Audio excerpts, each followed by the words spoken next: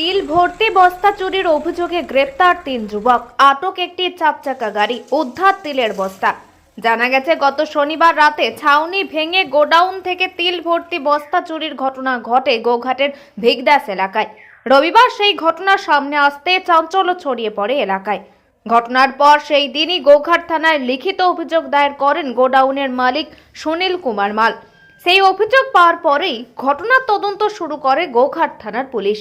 Police সূত্রে জানা যায়, সেই ঘটনার তদন্তে নেমে তারা এলাকার একটি সিসিটিভি ফুটেজ সংগ্রহ করেন।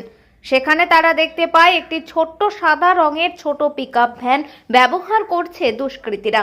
পরে সেই গাড়ির নাম্বার ধরে সোমবার গোঘাটের চখড়ি থেকে ভিগদাস আসার সময় সেই গাড়িটিকে আটক করে। এরপর সেই গাড়িতে থাকা 3 জন যুবককেও আটক করে। পরে তাদের জেরা করা হলে তারা অপরাধ স্বীকার করে নেয়। এরপরেই তাদের গ্রেপ্তার করে পুলিশ। তাদের জিজ্ঞাসাবাদ করে রাতে আরামবাগের সুপারা এলাকার একটি খালের পাড়ের ঝোপ থেকে 8 বস্তা তিল উদ্ধার করে পুলিশ। ধৃতদের নাম বাপন মালিক, শেখ আকবর আলী, শেখ আতি শেখ। তাদের 3 জনেরই বাড়ি গোঘাটের চখড়ি গ্রামে বলে জানা যায়। আজ ধৃত 3 জনকেই আরামবাগ মহকুমা আদালতে পেশ করে গোঘাট থানার পুলিশ। পুলিশের এই ভূমিকাকে সাধুবাদ জানায় গোডাউনের মালিক সহ এলাকার মানুষ। ঘটনাটা ঘটেছিল শনিবার রাতে। তিল চুরি করে নিয়ে চলে গেছিলো, ছড়ি ছাপটি নিয়েছিল তো 50 বস্তা। আমরা ভেবেছিলাম 50-60 বস্তা হয়তো তিল চুরি হয়েছে। তারপরে দেখলাম যে হিসেব করে দেখলাম এবং করে দেখলাম যে 10 থেকে 12 বস্তা তিল চুরি হয়েছিল। এবং কালকে আমাকে রাত্রেবেলায় ফোন করেছিলেন যে থানার বড়বাবু, মেজবাবু আর সব ফোন করেছিলেন যে আপনার তিল উদ্ধার হয়ে গেছে এবং চোরকে ধরা পেয়েছি।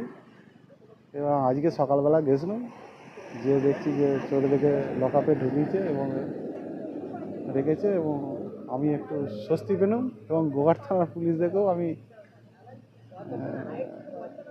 একটু সাধুবাদ জানাচ্ছি যে ওরা আমার উপকার করে দেওয়ার জন্য।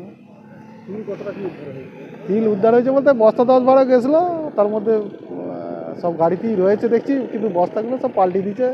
চটের বস্তায় ছিল, সব চিকচিকির বস্তায় করে দিয়েছে ওরা। মানে আজারে মনে হচ্ছে করে দিয়েছে আর কি, পাল্টি ডেকে দিয়েছে যে বিক্রি করার জন্য। কতটা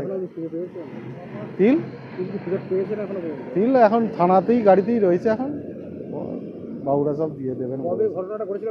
শনিবার রাতে হয়েছিল, শনিবার রাতে সকালবেলা, রবিবার সকালে দেখছি যে তিল চুরি হয়েছে। এটা অভিযোগ সঙ্গে সঙ্গেই থানার পুলিশ চলে এসেছিল। সঙ্গে সঙ্গেই সকালবেলা, রবিবার সকালবেলা করেছি, সঙ্গে সঙ্গেই পুলিশ গাড়ি চলে এসেছিল। কেমন লাগছে এখন? ভালো লাগছে।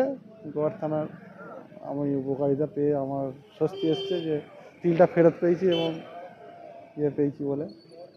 আপনার নাম পরিচয়? আমার নাম সুনীল কুমার মাল, বাড়ি কামচে, গোঘাট, হুগলি। আপনার দোকানটা ভিগদাসে গোডাউন। পিন্টু বাচ্চাকে ফোন কর। বাচ্চা ওইদিকে বেরিয়ে যাবো, এইদিকে যাবো তো, ওই আগে ওই সেই গাড়িটা আন না রে। বেরিয়ে যাবো।